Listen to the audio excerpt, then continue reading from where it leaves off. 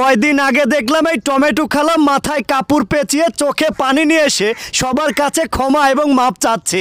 আপনারা কি ক্ষমা করেননি? যে কারণে এই টমেটো খালা আবারও সোশ্যাল মিডিয়াতে এসে নষ্টামি ছড়াচ্ছে। আমি তো মনে করি এই ভুল এবং পাপের শাস্তি আপনাদের হওয়া উচিত। আপনারা ক্ষমা এবং মাপ করেননি বিধায় ওই টমেটো খালা আবারও নষ্টামি শুরু করে দিয়েছে। নাকি ওর স্বভাবটাই এমন? ভাই, যদি টমেটো দেখেই মাসে লাখ টাকা ইনকাম করা যায় তাহলে সেই টমেটো বিক্রি করার দরকার কি? কারণ ভাই, এটা তো আর ক্ষয় যাবার জিনিস না যে ক্ষয় গিয়ে গিয়ে ফুরিয়ে যাবে। যে দেশের মেয়েরা পর্যন্ত শ্রমজীবী, যে দেশে মেয়েরা গার্মেন্টসে চাকরি করে তাদের পরিবার চালায়, সেই দেশে বসবাস করে এই মেয়ে একের পর এক নষ্টামি ছড়িয়েই যাচ্ছে।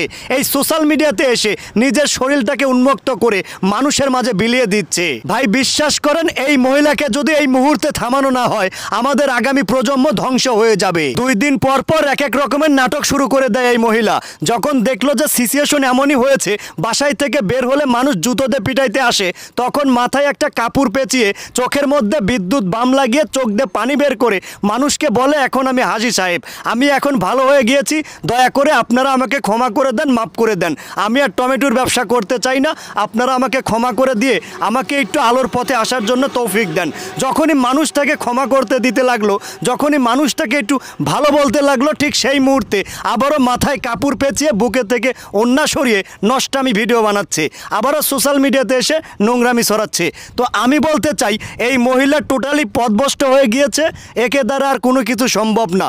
অতএব এখনই একে একঘরে করে দেওয়া উচিত, এখনই একে একদম সোশ্যাল মিডিয়াতে বিতরিত করা উচিত। ভাই, আমাদের এই সোশ্যাল মিডিয়াতে অনেক তো স্প্যামার ভাইরা রয়েছেন যারা ভালো ভালো মানুষের ভিডিও উড়িয়ে দেন। তো আপনারা কি পারেন না এই মহিলার নষ্টামের ভিডিওটা উড়িয়ে দিতে? অবশ্যই আপনারা পারেন। তো আমি আপনাদেরকে আহ্বান জানাবো, দয়া করে এই সমস্ত সেক্সুয়াল কন্টেন্ট আমাদের সোশ্যাল মিডিয়া, আমাদের ফেসবুক প্ল্যাটফর্ম, আমাদের ইউটিউব প্ল্যাটফর্ম থেকে আপনারা উড়িয়ে দিবেন। কারণ এই ফেসবুক প্ল্যাটফর্মটা বর্তমানে শুধুমাত্র ম্যাচিউর মানুষরা চালায় না, এই ফেসবুক প্ল্যাটফর্মটা বাচ্চার থেকে বৃদ্ধ মানুষ পর্যন্ত চালায়। অতএব এই ফেসবুকে এই সমস্ত কন্টেন্ট আপনারা রাখবেন না।